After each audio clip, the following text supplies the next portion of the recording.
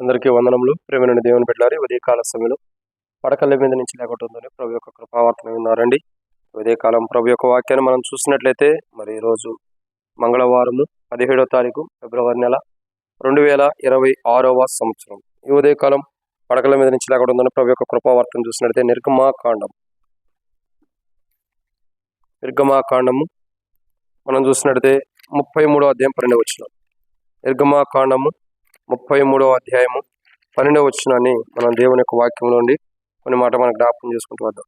మోషే యెహోవాతో ఇట్లా అన్నాడు, చూడుము, ఈ ప్రజలను తోడుకొని పొమ్మని నీవు నాతో సెలవిచ్చున్నావు గాని నాతో ఎవరిని పంపేదవో అది నాకు తెలుపలేదు. నేను నీ పేరుని బట్టి నేను ఎరిగి ఉన్నానని, నా కటాక్షం నీకు కలిగినదని చెప్పితేవు కదా. సో ఈరోజు ఈ ఉదయకాలం పడకల మీద నుంచి లేకుండా ప్రభు యొక్క కృపావార్తను చూసినట్లయితే మోషే దేవుని సన్నిధిలో మాట్లాడుతున్నటువంటి సన్నివేశాన్ని మనం చూస్తూ వస్తున్నాం. ఏమని మాట్లాడుతున్నాడంటే, అయ్యా, నా కటాక్షం నీకు కలిగినదని చెప్పితేవు కదా. సో నీ కటాక్షం నాకు కలిగిందని చెప్పావు కదా ప్రభా, నీ కటాక్షమును నాకు కలిగిందని చెప్పి చెబుతున్నావు కదా. కాబట్టి అయ్యా, నీ కటాక్షం నాకు కలిగిన ఎడ్ల, నీ కటాక్షం నా ఎడ్ల కలుగునట్లుగా దయచేసి నీ మార్గం నాకు తెలుపుము, అప్పుడు నేను నిన్ను తెలుసుకుందును, చిత్తగించము, ఈ జనులు నీ ప్రజలే కదా అని నిన్ను. అంటే ఇక్కడ మోషే యొక్క జీవితం, మోషే చెప్తున్నటువంటి మాట, నీ కటాక్షం నా మీద కలిగిందని చెప్తున్నావు కదా. సో దేవుని కటాక్షము మోషేకి కలిగినది ఉంటుంది. సరే, మోషే ఇప్పుడు అంటున్నాడు ఏమని, అయ్యా, నీ కటాక్షం నాకు ఇచ్చానంటున్నావు కదా, నా కటాక్షం నీకు కలిగినది అని నువ్వు అంటున్నావు కదా. మరి ఆ కటాక్షమును గురించి, నీ కటాక్షం నా ఎడల కలిగిన ఎడల, నీ కటాక్షం నా ఎడల కలిగినట్లుగా దయచేసి నా మార్గం చూపించమంటాడు.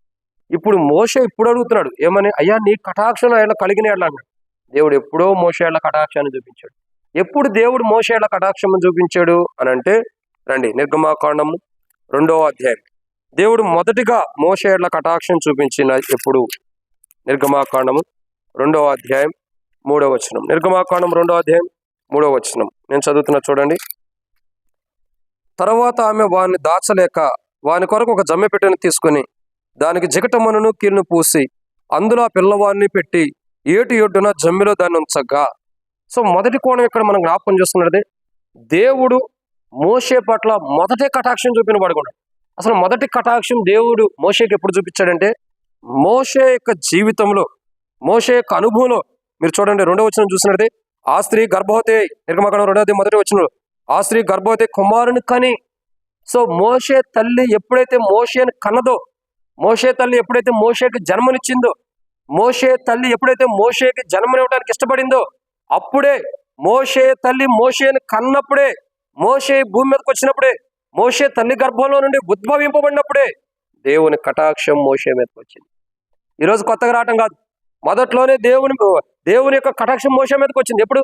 తల్లి గర్భంలో నుండి మోషే భూమి మీదకి ఉద్భవింపబడిన నాటి దినమునే, ఆ రోజే దేవుని కటాక్షం మోషే మీదకి వస్తూ వచ్చింది. ఇది మొదటి కోణం. 2వ కోణం చూద్దానండి. దేవుని కటాక్షం ఎప్పుడు వచ్చింది మోషే మీదకి? మొదటిగా తల్లి గర్భంలో నుండి బయటకు వచ్చినప్పుడే, ఆనాడే, ఆ రోజే దేవుని యొక్క కటాక్షం మోషే మీదకి వచ్చింది. తల్లి గర్భం నుండి బయటకు వచ్చిన రోజు దేవుడు తన కటాక్షాన్ని చూపిస్తూ వచ్చాడు మోషే. ఆ రోజు తల్లి గర్భం నుంచి బయటకు రావడంతోనే దేవుడు తన కటాక్షం చూపించాడు. రెండవదిగా నిర్గమాకాండం 2వ అధ్యాయం 3వ వచనం. క్షమించండి, 2వ అధ్యాయం 3వ వచనం. తర్వాత ఆమె వాని దాచలేక వాని కొరకు ఒక జమ్మి పెట్టెను తీసుకొని. సో రెండవదిగా ఏంటంటే, మోషే పైన దేవుని కటాక్షం ఎప్పుడు వచ్చిందంటే, తల్లి గర్భం నుండి ఈ లోకాన్ని పుట్టినప్పుడే దేవుని కటాక్షం వచ్చింది. రెండవదిగా చూసినట్టు జమ్మి పెట్టెలో ఉంచినప్పుడు మోషే పైన దేవుని కటాక్షం ఉంది. జమ్మి పెట్టెలో ఉంచినప్పుడు ఆ జమ్మి పెట్టి మునిగిపోకుండా, ఆ జమ్మి పెట్టి మరి ఏది కూడా మునిగిపోకుండా దేవుడు ఏం చేశాడు? మొదటే ఆయన కటాక్షాన్ని జమ్మిపేటలో ఉన్నటువంటి మోషే పైన కనపరిచాడు. తల్లి గర్భం నుండి వచ్చినప్పుడు తన కటాక్షాన్ని చూపించాడు. తర్వాత జమ్మిపేటలో పెట్టబడినప్పుడు దేవుడు మోషేకి తన కటాక్షాన్ని చూపిస్తూ వస్తున్నాడు. మూడవదిగా చూసినట్టయితే అండి నిర్గమాకాండం 2వ అధ్యాయం 3వ వచనంలోనే ఏమని రాయబడుతూ వచ్చింది? ఏటి ఒడ్డున. సో 3వ కోణం ఏంటంటే, ఏటి ఒడ్డున. ఎక్కడండి? ఏటి ఒడ్డున. సో ఏటి ఒడ్డున ఉండవు. ఇక్కడ మనం జాగ్రత్తగా గమనించాలంటే, ఏటి ఒడ్డున పెట్టినప్పుడు అంటే ఆ యొక్క ఏరు ఒడ్డున పెట్టినప్పుడు, ఆ ఏరు ఒడ్డున ఉన్నప్పుడు, ఆ ఏరు ఒడ్డున పెట్టినప్పుడు, ఆ ఏరు ఒడ్డున ఉన్నప్పుడు దేవుడు ఏం చేశాడు? మోషే పైన కటాక్షం చూపాడు. ఒకటి మోషే పైన దేవుడు ఎప్పుడు కటాక్షం చూపాడు? తన తల్లి తన్ని కన్నప్పుడే దేవుడు కటాక్షం చూపాడు. రెండోదిగా ఎప్పుడు కటాక్షం చూపాడు? జమ్మిపెట్టులో పెట్టినప్పుడే దేవుడు కటాక్షం చూపాడు. మూడోదిగా ఎప్పుడు కటాక్షం చూపాడు అంటే ఏటు ఏటున ఉండప్పుడే మోషే పైన దేవుడు తన కటాక్షాన్ని చూపించాడు. మోషే పైన తన కటాక్షమును దేవుడు చూపిస్తూ వస్తున్నాడు. ఆ ఏటు ఒడ్డున ఉన్నటువంటి మోషే ఆ ఏటులో మునిగిపోకుండా దేవుడు తన కటాక్షాన్ని చూపించాడు. 4వ కోణం ఏంటి? రండి, నిర్గమాకాండం 2వ అధ్యాయం 5వ వచనంలో, ఫరో కుమార్తె స్నానం చేయుటకు ఏటికి వచ్చెను. ఆమె పనికత్తులు ఏటి ఒడ్డున నడుచుచుండగా ఆమె నాచులోని ఆ పెట్టెను చూచి, మోషే నాచులో చిక్కుకుపోయినప్పుడు దేవుడు మోషేల కటాక్షం చెప్పాడు. చూడండి, తిమింగలం మత్స్యం యొక్క గర్భంలోకి వెళ్ళినప్పుడు ఎవరు వెళ్ళారు? యోన మత్స్యం యొక్క గర్భంలో వెళ్ళినప్పుడు ఆ మత్స్యం ఆ తిమింగలం యోనాని కక్కివేసిన తర్వాత యోన ఎలా ఉన్నాడు? లాగుకుంటూ ఆ ఎంత సొనంతా లోపల ఉండ ఆ చీకటి అంతా కూడా పేగుల నుండి ఉన్నటువంటి ఆ బంకంతా కూడా లాక్కుంటూ వచ్చాడు. అంటే అలాంటి సిచ్యువేషన్. జమ్మి ఎలాంటిదంటే అలాంటి పరిస్థితి. నాసు ఎలా ఉంటుందంటే జమ్మి కాదు, నాసు అలా ఉంటుంది. అలాంటి సిచ్యువేషన్ ఉన్నటువంటి నాసులో మోషే ఉన్నప్పుడు దేవుడు తన కటాక్షాన్ని చూపించాడు.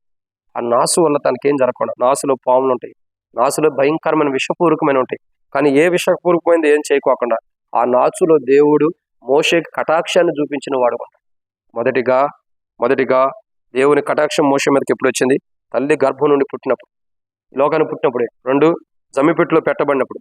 3 ఏటుకు ఉండప్పుడు. 4 నాచులో ఉండప్పుడు. 5వదిగా చూసినట్టయితే నిర్గమాకాండం 2:3లోనే, తర్వాత ఆమె వాడిని దాచలేక తన తల్లి దాచలేని స్థితిలో ఉండవు. తన తల్లి దాచలేకపోతున్నప్పుడు దేవుడు తన ఎళ్ళ కటాక్షాన్ని చూపించాడు. మోషే నీ తల్లి నిన్ను దాచలేకపోతుంది. ఉన్న పరిస్థితిని బట్టి ఒకవేళ ఫరో రోజు చంపడానికి ప్రయత్నించవచ్చు. కాబట్టి నీ తల్లి నిన్ను దాచలేకపోతుంది, నేను నిన్ను దాచుతాను, నా రెక్కల నీడన, నా స్వహస్తాల నీడన, నా సన్నిధిలో నిన్ను దాచుతానని చెప్పని దేవుడు మోషేని తన తల్లి దాచలేని స్థితిలో ఉన్నప్పుడు దేవుడు మోషే పైన కటాక్షం చూపిన వాడు ఉన్నాడు. ఈరోజు ప్రియ సహోదరుడు సహోదరి, దేవుడు మన పైన కూడా కటాక్షం చూపాడు. ఇంకా మనం అంటాం, దేవా నాకు కటాక్షం చూపించు, నాకు కటాక్షం. ఎంతవరకు అది ఎప్పుడు చూపించాలి? ఎప్పుడో చూపించేశాడు కదా దేవుడు. నువ్వు తల్లి గర్భంలో నుండి పుట్టినరోజే దేవుడు చూపించాడు. నీవు తల్లి గర్భంలో పుట్టినప్పుడే దేవుడు చూపించాడు. ఇంకా చూడగా జమ్మిపెట్టులో పెట్టబడినప్పుడే దేవుడు చూపించాడు కటాక్షం. ఏటున ఉన్నప్పుడే దేవుడు చూపించాడు తన కటాక్షము. నాచులో ఉన్నప్పుడే తన కటాక్షం చూపించాడు. నీ ఇంటి వారు నిన్ను కాపాడుకోలేని స్థితిలో ఉన్నప్పుడే దేవుని ఎళ్ళ కటాక్షం చూపించి నిన్ను ఆయన కాపాడుకోవడం కొరకై తన కుమారుని లోకాన్ని పంపి కలువరుసల్లో ప్రాణం పెట్టి చనిపోయి తిరిగి లేచేటట్టు చేసి ఆయన కుమారుడు కార్చిన రక్తము ద్వారా మన ప్రతి పాపాలను కడిగి ఆ సిలువ యొక్క నీడలో మనం దాచిపెడుతూ వస్తున్నాడు.